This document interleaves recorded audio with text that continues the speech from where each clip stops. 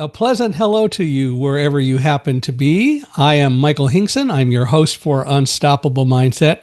And today we get to chat with a business coach. He's been a coach for a while. He is in Switzerland at the moment. I'm curious about the at the moment. We'll have to talk about that.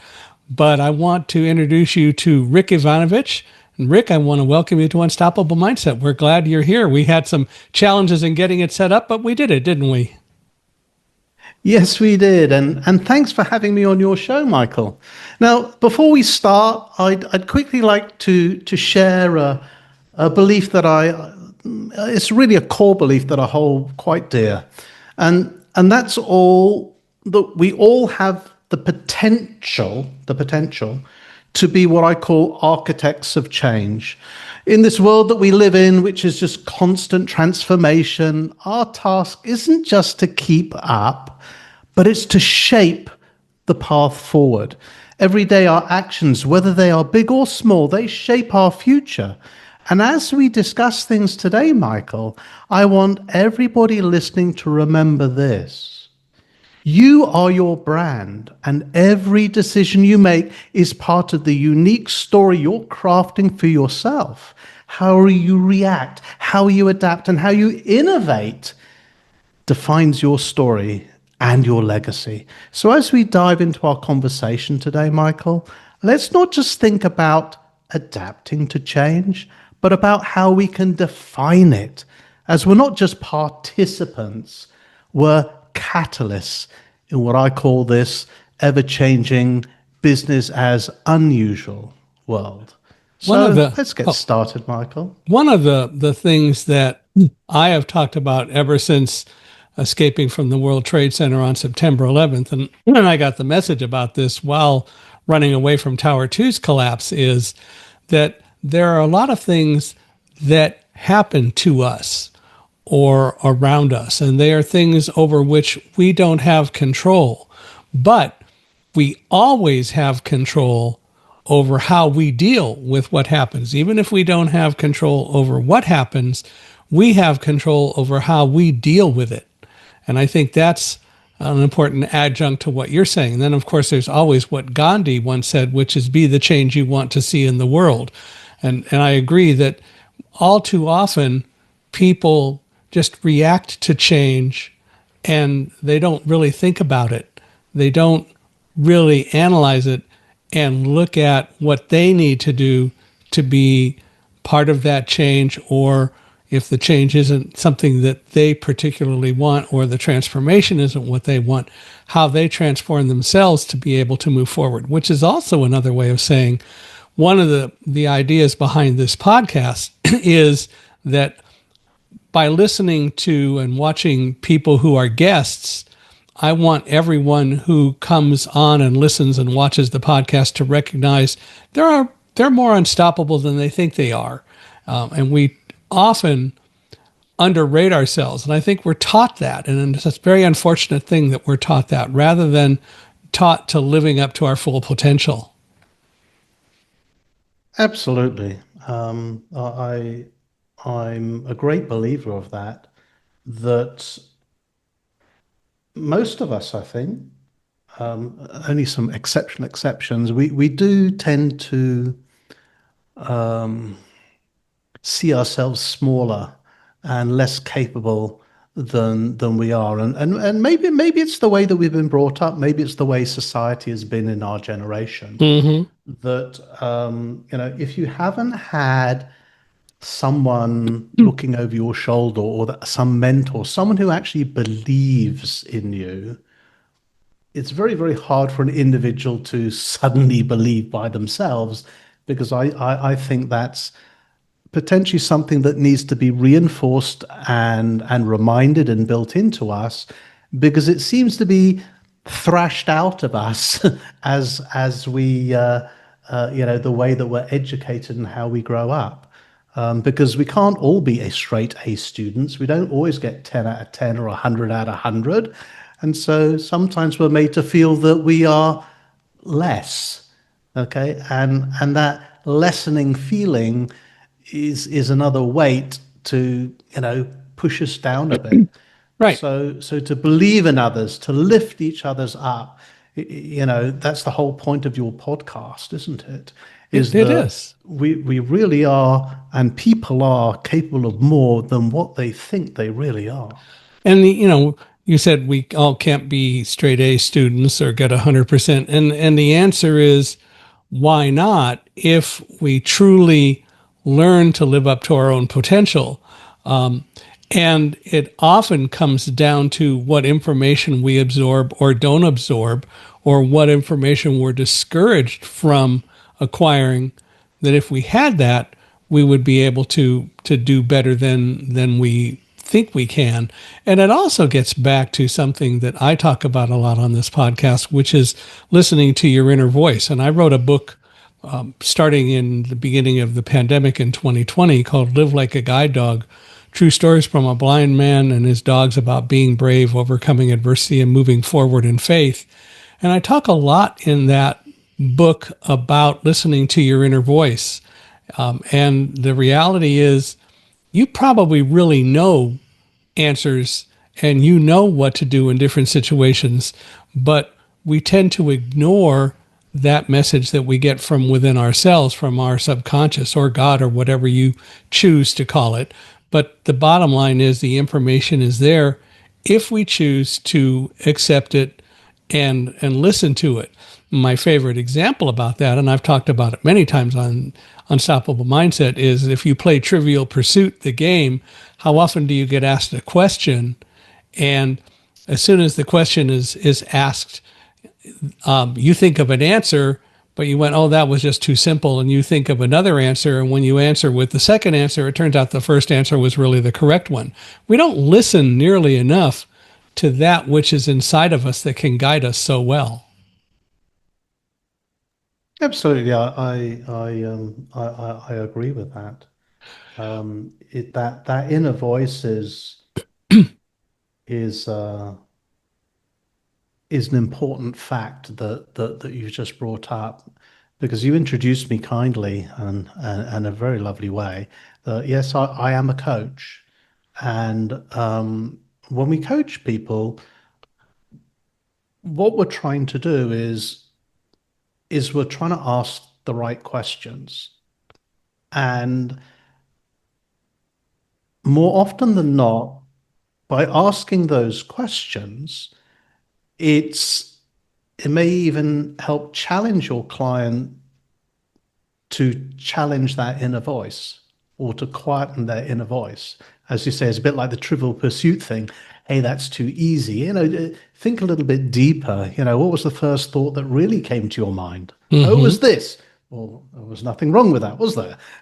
And now let's go a little bit deeper and a little bit deeper. So it's rather than just listening to your inner voice, it's an external voice asking you questions and maybe help you guide yourself, and it might help quieten your inner voice. Because again, take your Trivial Pursuit example, I come across some people, and that first thought that they tend to have tends to be their best thought. Okay. And yet they doubt it. Yet they doubt it. Exactly. But with the right questioning, with the right coaching, they can learn that actually that is their best thought. Conversely, there are other people where that first thought is not their best thought, and they need to have deeper thought and think deeper. So we're not all the same. No, but oftentimes the issue is that we've spent so much time silencing our inner voice that we don't hear what we're really being told, and because we've silenced it, or we work at silencing it. So I do hear what you're saying, but I think that the information is available if we practice and work at learning to listen and seek it out. And that's what we don't do. Fear is something that we face. I was actually watching a part of a show earlier this week, and there was a newscaster who was interviewed on a podcast who talked about who was asked what the biggest concern he has in life, I think was the question, and he said fear. And fear is all around us. And one of the reasons that we wrote Live Like a Guide Dog was to try to help people learn that they can control fear and not let it be something that overwhelms them, or as I would put it, blinds them. But in reality, they can learn to use fear as a very powerful tool to help them focus and be better. But we don't do that. We what if, for example, everything under the sun. We what if this, we what if that. And over 90% of those things that we what if are things over which we have no control, but we still worry about them, rather than just recognizing that they're there, but dealing with the things over which we truly have control. Absolutely. I mean, I think that is something that needs to be learned. You can only control the things that you can control. Right. And there are many things that you can't control, and one needs to learn that you can't control them. So we have to really put them aside because we can't do anything about them. We can be aware of them, but that doesn't mean that we have to fear them, that we have to worry about them. So it's good to be aware, and you never know when suddenly you might be able to influence something, but by the same token, worrying about it, or better yet, fearing it, is the real problem. And that we've got to work on getting over so that we can deal with and just deal with the things over which we really can have some influence.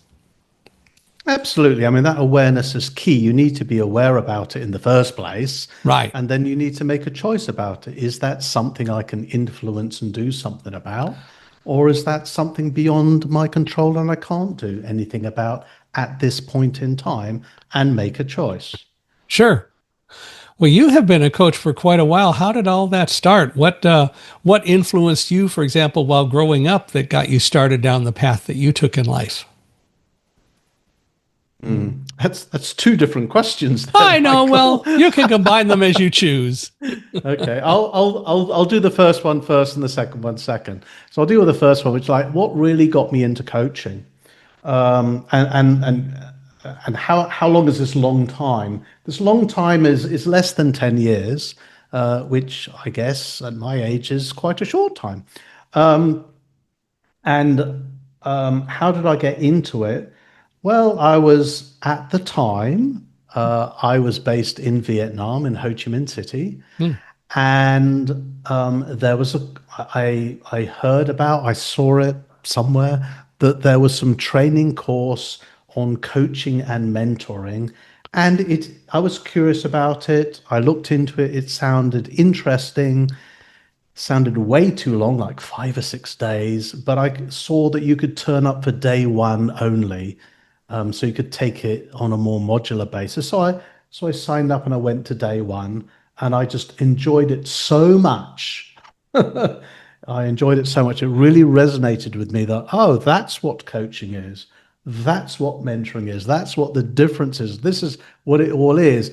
I understand this because I've been doing it and I never knew it was called that. But never mind. I like it so much, I'll just attend the rest of the course. So I ended up doing the whole of that course, and that started on the direction I am now taking, which at that time then was to go deeper and deeper into coaching and amass more and more coaching certifications, knowledge, training, whatever, and actively go out and engage people to either mentor them or coach them. It's just something that I thoroughly enjoy. Now, reflecting back, I mentioned that it's something that I've been doing for a long time, but I never called it that because uh, I've always believed in growing people, helping people. I know stuff. If I have stuff that's going to help them, if I have knowledge to transfer, why shouldn't I transfer that knowledge? Why do they have to have a hard time trying to acquire it? Maybe like I did, some of the knowledge I have, it took me years to acquire, and yet now I understand it. I can pass that on quite simply and quite quickly to others. So why hold back on it? So that's always been my attitude, and now I can put a label on it, coaching or mentoring, and if I wanted to, I could charge for it, and sometimes I do charge for it. So that answers that question, how I got into it. The other question you asked me is like going back even further, was really related to how I've taken this direction in my life. That's a tough one because I really, leaving school, as it were, I was a little bit, I wasn't too sure what my direction was going to be. Um, and it's only in later life that I've realized, as the late Steve Jobs said, is you can only connect the dots looking backwards. And now Hmm. I can connect the dots. So on the one hand, I like to say, yeah, it was all planned and I had this master plan decades ago and I followed it and look, didn't it work out great? The truth was, no, I didn't. I was as clueless as maybe a lot of other people. But now it's all happened. Yes, I can see how I can link everything up and how I can see meaning in different directions I've taken, irrelevant of whether they were successful or a complete disaster. Did you go to college or university? No and yes. Okay. Well, yeah, So, so, so, so, over here we combine them more to be the same thing, but I hear what you're saying. So you went to university. no, I didn't. I didn't. Oh, What I really mean, so college and oh, university, I thought you meant the same thing. okay. So I sort of did. Yeah. I did, I was brought up in the UK. I was educated in the UK. In my generation, the final exams were the A levels, and you had to pass them well, and that was your entry card to get into your university of choice. I used to be a straight A student, but obviously my grades at that at the final reckoning said, "No, you're not." Nowhere near an A. And so, do not pass go, do not go to university, go and do something else. So, no, I did not. I couldn't get into university. My grades were not good enough to get into any of the universities I had applied for. Hmm. So I had a choice. I could retake some of the exams, um, which was not on the cards. I could apply again the following year, okay, because obviously there's annual university intake at the time, and if I applied early enough into some lesser known degree, I might get in. But I didn't take that route, and I ended up working in a local supermarket as a management trainee, Hmm. Okay. stacking shelves, basically. So I started off shelf stacking, doing everything else that gets done in a supermarket. Um, and it took, again, connecting the dots, looking backwards, it taught me something. But at the time, I don't know what it was teaching me, apart from this is not what I want to do for the rest of my life.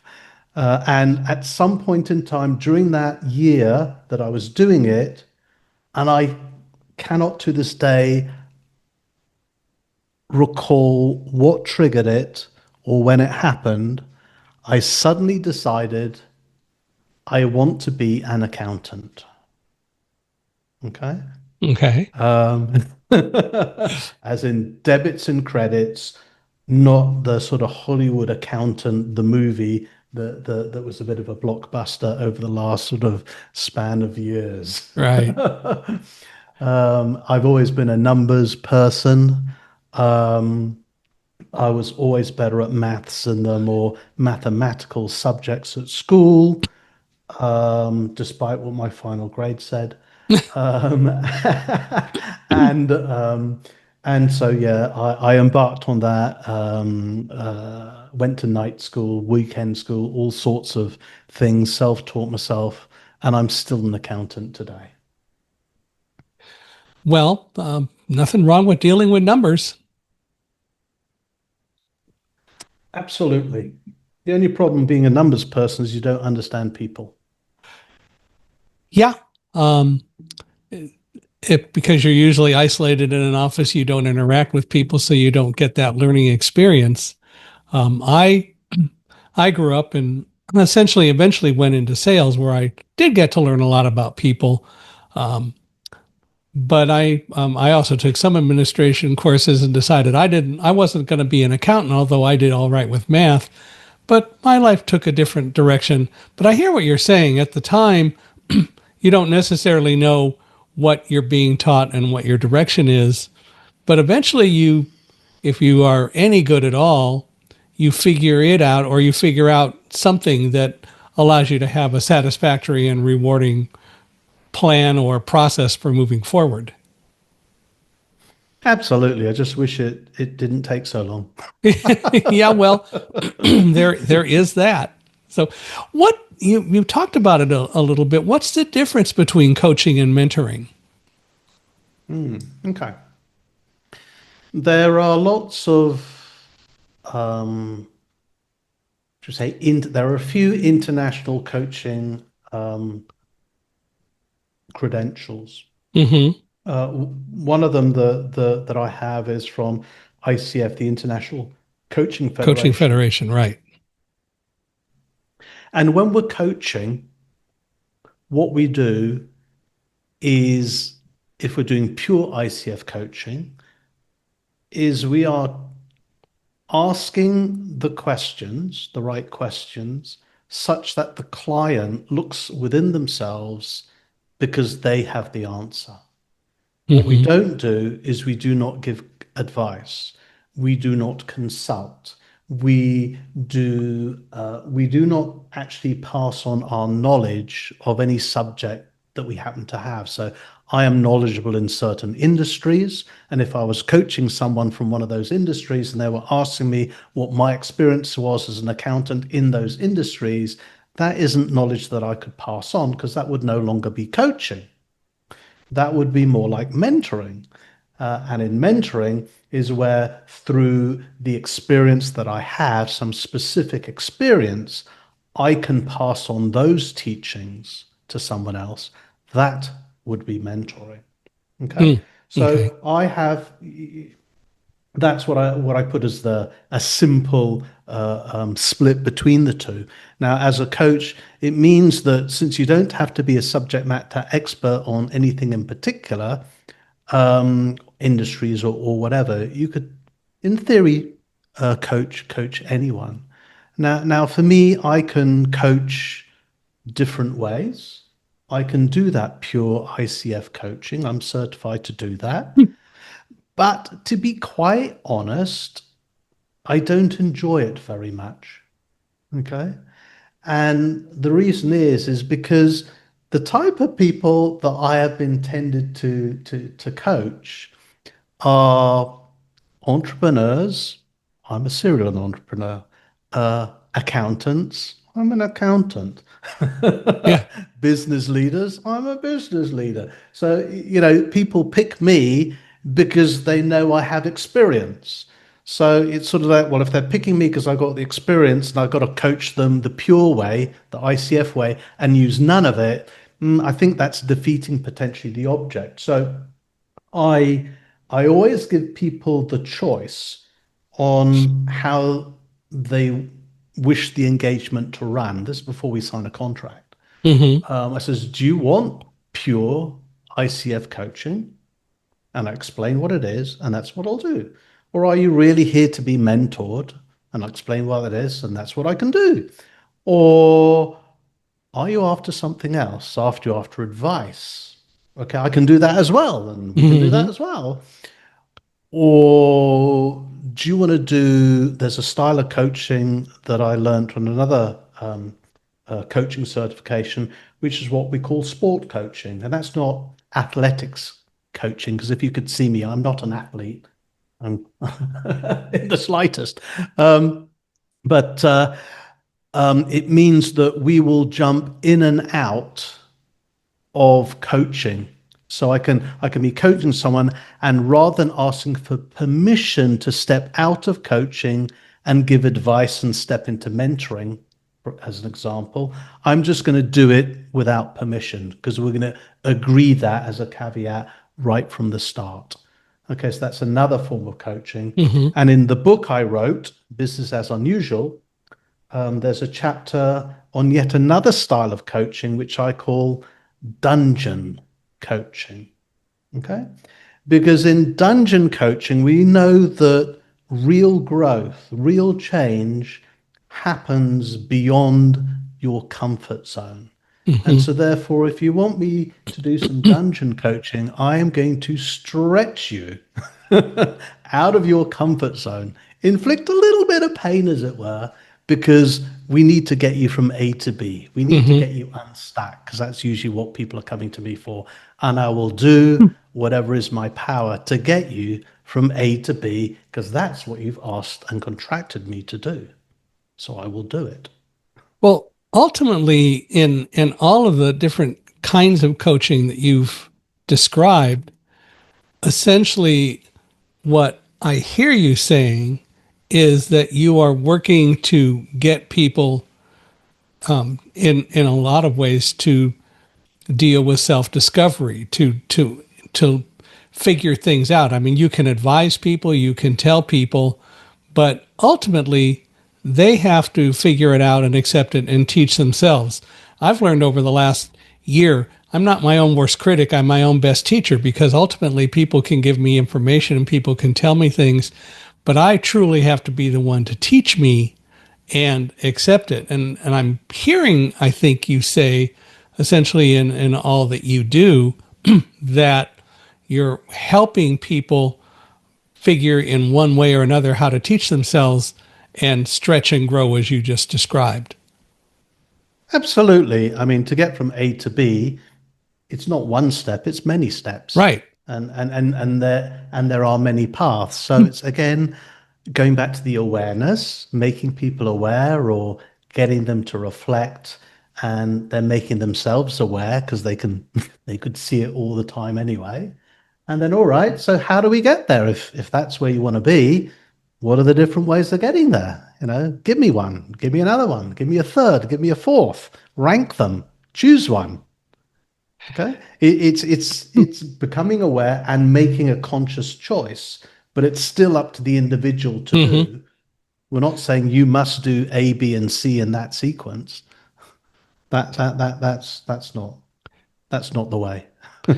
Do you ever find that somebody who wants to go from A to B, perhaps getting to B isn't necessarily a wise or good thing to do? Do you ever encounter that and as a result try to help people sort of shift what B is? Yeah, it's trying to get behind the why. Why do they want to get to B? Right. What's its meaning to them? What's it going to bring them if they get there? Hmm. So really be fully aware, with curiosity, because we're clueless. We don't know why they want to get to be, Hmm. is to really understand why be, okay? And why wasn't it C or D or something else? Right. And it does trigger that individual to reflect on it. Hmm. And you're right. Sometimes, actually, they don't want to be at B. They should be at C or D or Z. Hmm.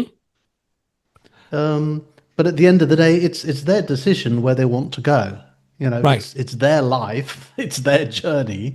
Um, we just have to make sure that they themselves understand the reasoning on why they're doing it. I mean, in a lot of cases, they've been told by someone, okay, some boss or some friend or something, that this is the right thing to do, and suddenly they want to do it. And again, through questioning, you might find that, well, they're not that committed to it, and it wasn't really their idea, and they have reservations about it. So it's uncovering all of that and working your way through that to find out, is it really what they want to do? Because unless they have some belief in that they need to get to B, and that's the direction they want to go in, there's going to be a problem getting there. Yeah. And B may not be the right choice. And all you can do is help guide and again deal with self discovery And hopefully they will either decide that B was a great choice or it wasn't, and maybe we need to go to C, D, or E, or Z, as you said, Absolutely. which makes sense. Well, you often say that you inspire humans for balanced fulfillment. So, what is balanced fulfillment? What does it mean to you? That concept has come from the book that I wrote, The Business as Unusual. And in that book, I use a castle as a metaphor for the different aspects of life. So when I say, I also talk about architects of change, it's really about architecting your own castle. So if we all imagine a castle, and we might imagine in our minds, this big set of buildings, towers, turrets, flags, walls, those type of things. Okay. But I can guarantee that we all imagine castles differently. Mm-hmm. So in this metaphor, there are um, 8 different buildings, and each building represents something. Okay. And when we construct our castle, we're constructing all 8 of these buildings. So when I talk about balance, it's like when you're building your castle and you've got all these different buildings, you can't just build one. That's not a castle. And you can't like have 2 finished and the rest not even begun yet or Mm-hmm. half built. So there's a balance that you need to have across your castle. All right. Now, how big your castle is, whether one building is bigger than another in its completion, is really up to you. So, some buildings have different importance to different people. Okay. So the balance that we're trying to achieve is the balance across all these elements of the castle, all these elements of life. Okay. And that's one type of balance. And the additional balance is in doing so, whilst we're doing that, is to also be fulfilled. Okay. Now, I think it's a bit of a catch 22, to tell the truth. If our castle is out of balance, if our life is out of balance, it's rather difficult to feel very fulfilled. Mm-hmm. Um, and on the other hand, if we're feeling fulfilled, it's going to be difficult if all the aspects of your life are not in balance. So I don't know. It's a chicken and egg thing. I don't know which ones comes first. They sort of go together. So when we're looking at the different aspects of our life, they all need attention. Okay, and it's trying to, given that we have limited hours and effort and energy, we have to try and balance them all. And that's So, to me is balance fulfillment. so you say that the castle essentially consists of 8 buildings. What do the 8 buildings in life represent? Okay. Let me run through them. One, the in a castle construct, there are actually 2 parts to the castle. There's the innermost part of the castle, called the inner keep, and in my analogy, there are 4 towers. Now, to relate it to a human, inner means inside of us. Okay, so in this construct, the inner keep, these 4 towers, are internal to us. One of the towers I call the Tower of Purpose, And this is all about the meaning of your life purpose, your values, your goals, your legacy. Okay. Um, it's, why you get up in the morning type of thing. You can say that's a bit like your North Star. It gives you direction. So that's one tower. Another tower is the tower of life force. That's the sort of spark that keeps you alive. And in that, there are five components, which I call the herbs: your health, your energy, your rest, your balance, and your stress. So we have to be healthy. If we're sick, that's not so great. We can't be our best selves. We have limited energy.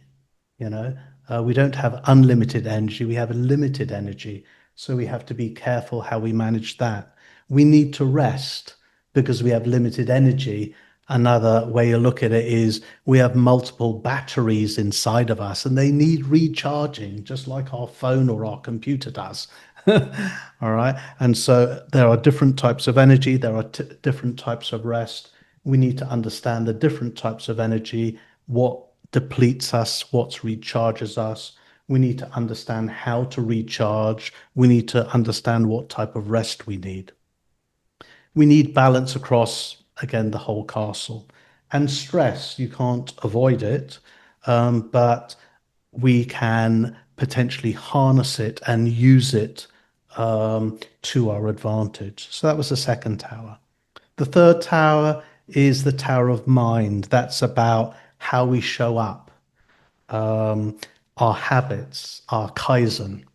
Kaizen is Japanese, and my interpretation or application of it is lifelong learning. Learn something new every single day, constant improvement, because we don't know everything. And so let's go out and learn stuff. The fourth tower is the tower of self, which is linked to the four selves. That's self-confidence, self-efficacy, our self-worth or self-value, and our self-motivation. So they're the four towers of the inner keep, which is inside of us. Then when we go outside of that, in a castle, it's called the Bailey. But the buildings I have a building called the Great Hall, which is really all about community. Okay, it's about networking. It's where, traditionally in a castle, the king or queen, the lord or lady of the castle, that's you, would invite all your inhabitants. You would invite visitors, wine and dine them, and you put on display who you are. So you're really showing your culture, your leadership, and it's connecting with other people. The next building I call the stables, and the concept of that is you jump on your horse, you leave your castle, and you go and explore. So that's all about looking forward. How do we get over there, wherever there is? It's also going in search of something. So what are people really going in search of? They're usually going in search for satisfaction. Okay. It's also, your satisfaction may be a thirst for knowledge, a thirst for more awareness, but it's getting out and about, connecting with people and learning stuff. Another building is the treasury. That's all about, your wealth and money, generating money, retaining money. And the final building is actually underneath your building. It's the dungeon. And that's all about coaching and being, yourself being coachable and getting a coach or having a coach and being coached, because that's going to help you grow. So they're all the elements of the castle. Mm. That's a pretty elaborate but understandable setup and process. I appreciate what you're saying, and I very much thank you for giving us a good description of all of that. I want I want to go back a bit in your life and world. You talked about stocking shelves and so on for a year. What did you do after that that got you into business? You went into accounting and so on, but tell me a little bit more about kind of your business growth over the last significant number of years. I won't talk about your age. Okay. So You can yeah, if you I left. want, but I. Okay, so so for those people listening in and not seeing a video and can't see me, and maybe Zoom's making me look a lot younger than I really am. But I left school more than 4 decades ago, and I'm a baby boomer. So I'm not that young. I'm not that old either. But anyway, Mhm. so I spent a year straight after school stacking shelves, what I keep calling it stacking shelves, work in a supermarket Right. as a supposed management trainee, which, I wasn't, to me, I wasn't using my brain, Hmm. okay, because I wasn't thinking with numbers. So after that, I went to accounting school to learn the basics of accounting and start myself on my professional journey. And then I went into the profession. I joined a very small accounting practice, which is one route to picking up all my accounting knowledge. But I realized within the first month how much I absolutely hated it. So my first real accounting job in an accounting company that does audit and everything else, I realized I really don't like this. And I thought, oops. Although it's a lovely company and it's a lovely location, I just didn't enjoy the work. So I took another route, and I thought I want to work within a company, go through industry and commerce, and do accounting in a slightly different way outside the profession. And so I joined a brewery. There you go.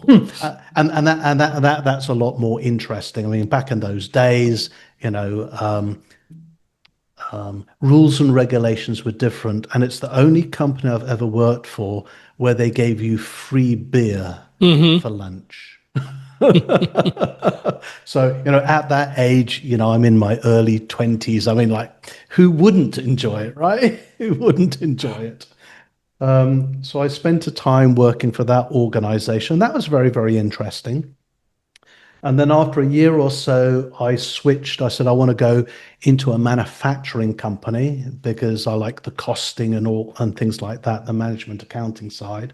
So I joined a manufacturing company, and that took me into the shop floor and got me in contact with those people.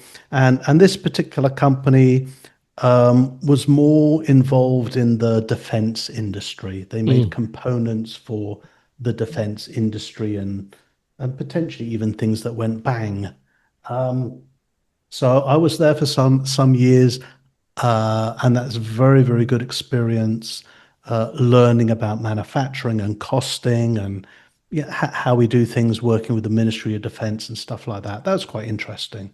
That was a couple of years. And then I moved away from that. Well, during that, um, I had been exposed to a thing called a computer. Okay. I've heard of When those. when I left school actually in 1980. So the computer was only just coming out. So we didn't Right. have a computer at school. And so it was now several years later, and there were actually a couple of computers in the company apart from the mainframe. Um, and I liked it. And so I moved on to another company, actually an American company called EDS, Electronic Data Mm. Systems. Used to be run by Ross Perot. Ross Perot. Right. Eventually got bought out by Hewlett Packard, Hmm. and they were all into um, facilities management. Okay, which another word for that was bureau computing. And in today's terminology, it's called cloud computing. Hmm. Okay, so way back then, this is back in the 80s, people. That was last century.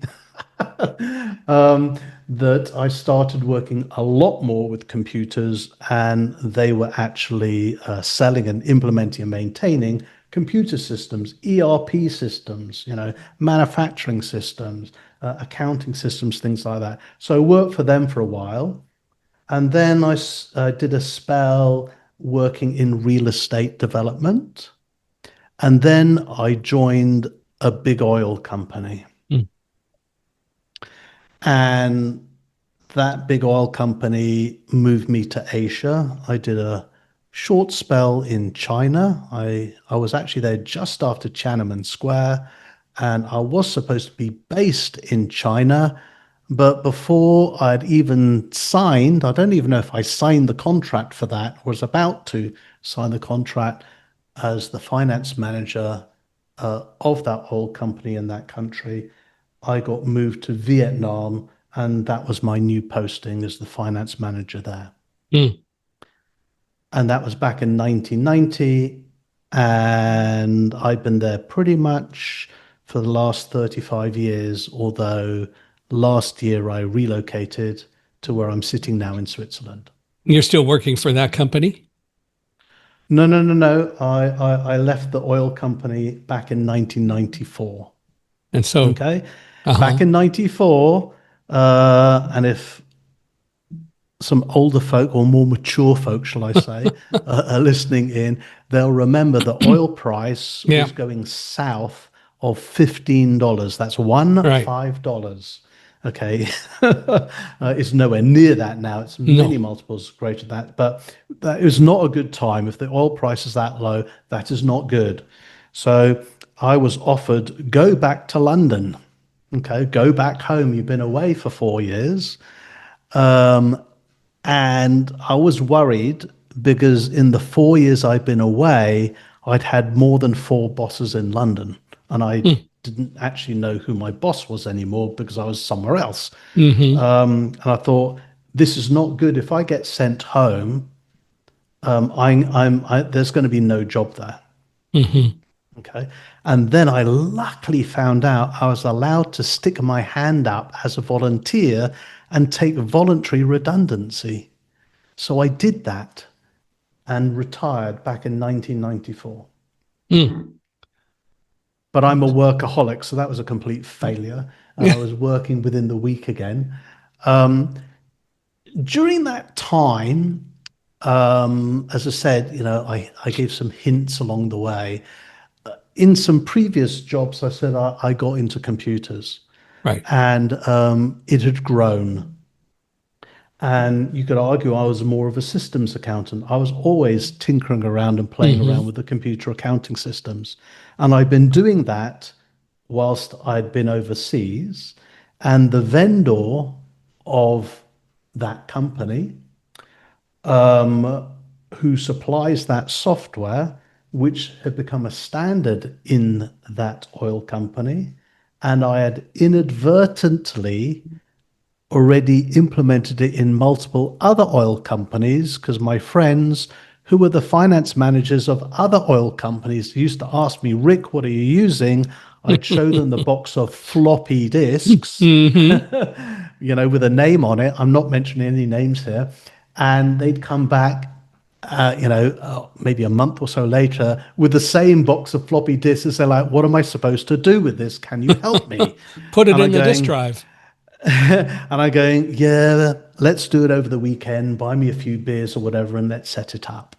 So I had done that. So the vendor approached me and said, hey, would I like to become a distributor and a partner to carry on selling and implementing the system, which I'd inadvertently put into multiple international oil companies? And I go, yeah, whatever. So I Mr. did. Entrepreneur. And I could say it was all a great master plan or whatever. No, it's a blooming accident. Still. And and then I started to learn how to do stuff because it's one thing doing it for your mates, all right, and Right. making some mistakes and doing it for free effectively. It's another if you sign a contract and have to do it for real and have real deliverables. And it's another thing, Rick realized that, hang on, Rick, you're an accountant. What do you know about anything else? What do you know about sales or marketing or HR or looking after people or anything? Okay. So I went on a vertical learning curve Hmm. on learning the hard way, as in getting it wrong a lot of time, on how to do stuff. And that started back in 1994, and we're still at it. There you go. Well, and life is all about learning, as you've pointed Yeah. out, and as you say. So you've been in business for more than 40 years, and I also, by the way, am a baby boomer, so I understand. But what would you say is the biggest key lesson that most entrepreneurs overlook? The key lesson. Whew. Um, it's okay to ask for help. Mm, I learned that a little bit late. I,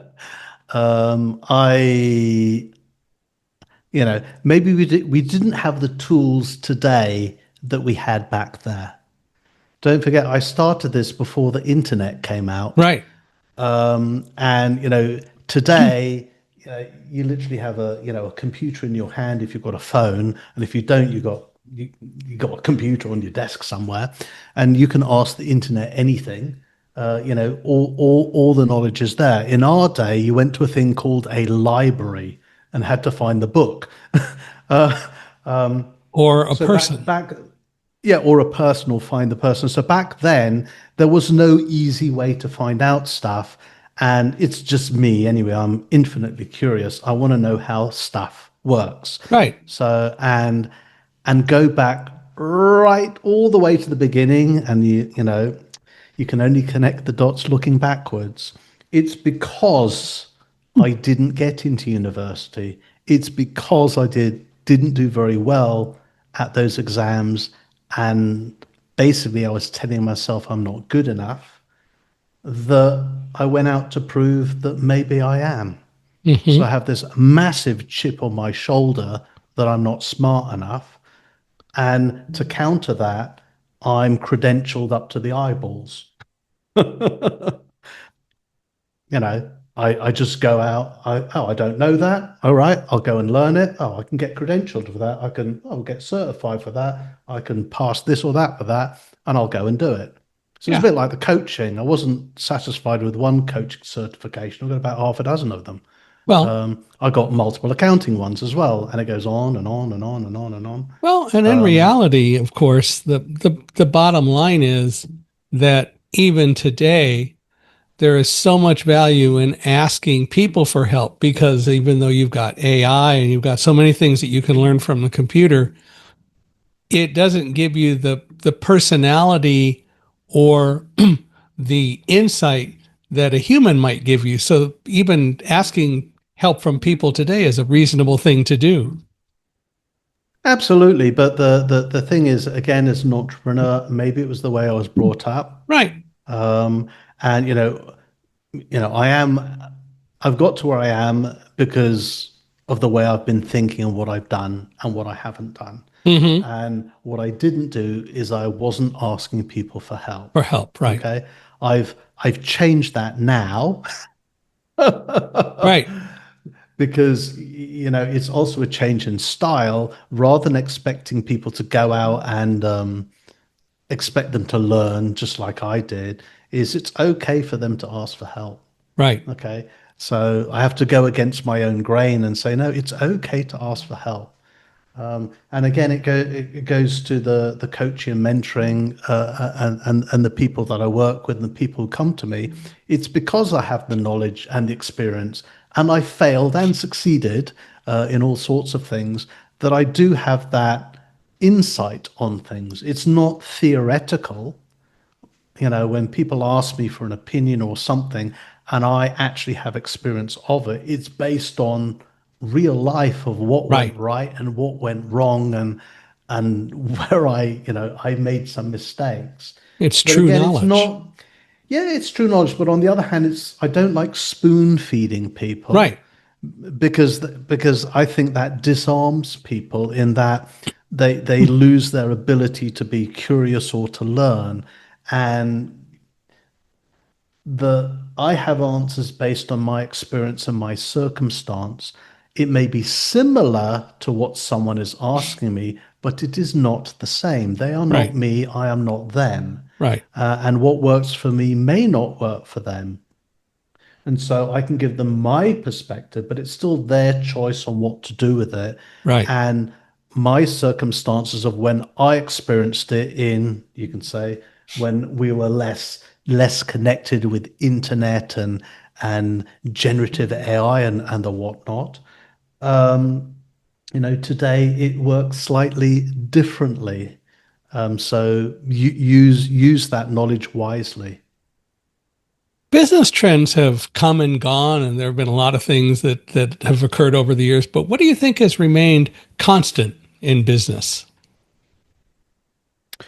Constant in business is not constant. Okay, I don't believe knowledge is forever changing, and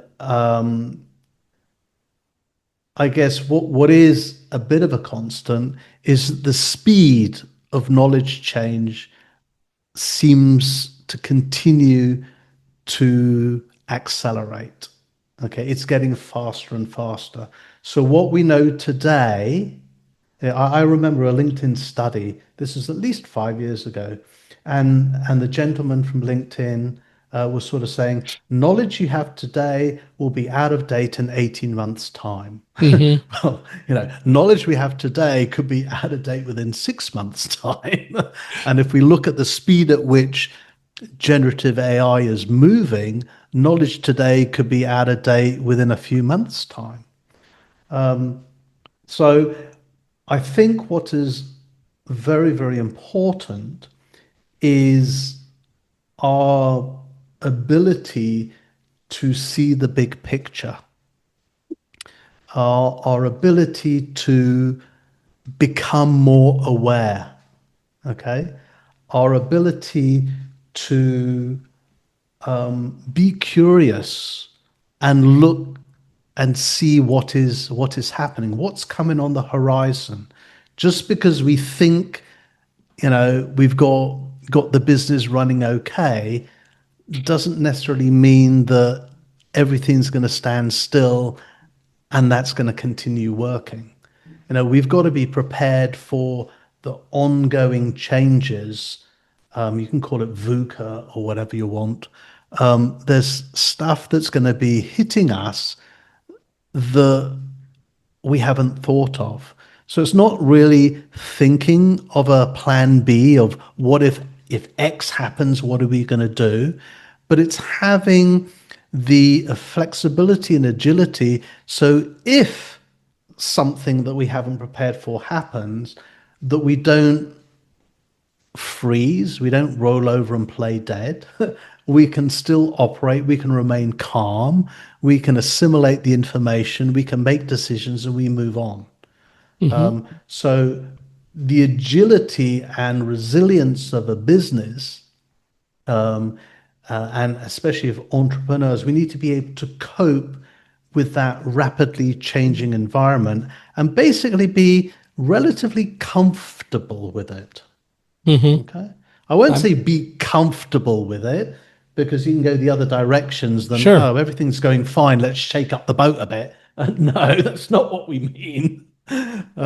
We need to be prepared. We can't back down. Okay. And we need to go into this with a full awareness that we're not going to be aware of everything. We're not going to know all the answers. So Right. going back to what you've mentioned before is we should not be afraid to ask for help. Right. If you had one piece of advice that you would give to aspiring entrepreneurs who want to build a sustaining and a sustainable business, what would that be? That may be related to what we just talked about, but I'll ask anyway. No, I think this is actually touching on a slightly different concept, Michael. There's another Japanese concept that I like. There's a type of Japanese company called the Shinais, and I probably have butchered that word, but it's written Shinais. A Shinais company, and these are there are about 30,000 of these companies in Japan. These are very, very old companies. They've lasted for hundreds of years. And why have they lasted? So historically, this is more artisanal. This is handing down knowledge of how to do something very, very specific from generation to generation. So a lot of these are within the family. So I've taken that concept and I says, well, why can't we apply it to a company? So when we talk about sustainability, isn't it really longevity? Shouldn't companies be looking for longevity? And in order to look at longevity, it's a company, again, go back to that leader or that entrepreneur, we need to build that culture, that mechanism that allows us to continually capture and hold our organizational knowledge so it doesn't leak or get thrown away, and be able to pass on that knowledge with the people in the company. So it's like the Shinais, pass it on from generation to generation. So within a company, it's passing it on to other people. So, the senior people are passing it on to the mid people, it's cascading all the way down. And it's passing on the knowledge, arming them with the skills and the behaviors that they need to continue running the company. Okay. And being aware of what is going on in the big wide world and absorbing additional information and knowledge. But it's effectively teaching the organization on how to learn, how to teach others, and to basically keep that process going, keep that flywheel going. Otherwise, the risk is that companies stop when that founder entrepreneur leaves because they're the one with all the knowledge. And if they haven't passed it on, there's no one to run the show. There is something to be said for tribal knowledge. Yeah, yeah. By all means. Well, we have been doing this for a while, and I really appreciate your time. If people want to reach out and get a hold of you, maybe to talk about coaching or learn from you more or talk with you, how do they do that? The best thing is to find me online. And so just Google my name, Rick Yvanovich. Yvanovich. Correct. I'm the only person on the planet with this name. So therefore, don't think I have great SEO. It's a bit of a cheat. Okay. It also is the same name I use on social media. So if you put that in, you'll find me on LinkedIn, which is my main social media channel. And you'll also find my website, which, funny enough, is my name. .com. .com. Cool. Yes. Okay. Well, that is great. And the name of your book again is? The name of the book is Business as Unusual: How to Thrive in the New Renaissance. And it's available all over online. I hope people will get it. Well, I want to thank you for being here. This has been a lot of fun. I've learned a lot. And I always like to learn, so I'm so grateful when people come on and share knowledge, and we get to chat about this and that and the other thing, which is great. But I really appreciate your time, and I want to thank all of you for listening to us and watching us today. I'd love to hear from you, love to get your input. Please feel free to email me, tell me your thoughts and your observations about today and whatever. You can reach me at michaelhi@accessibe.com. That's MICHAELHI at accessibe, ACCESSIBE.com. Wherever you're listening or watching us today, please give us a 5-star rating and also give us a review. We really value your reviews and really appreciate you taking the time to give us those. If you know anyone who ought to be a guest on our podcast, Rick, including you, we'd love you to introduce us to anyone else who might be a good guest.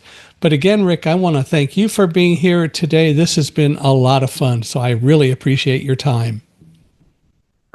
Thank you very much, Michael. I myself would like to express my gratitude to you for having me on your podcast today. It's been a really fascinating conversation, and I hope our listeners have enjoyed it as much as I have.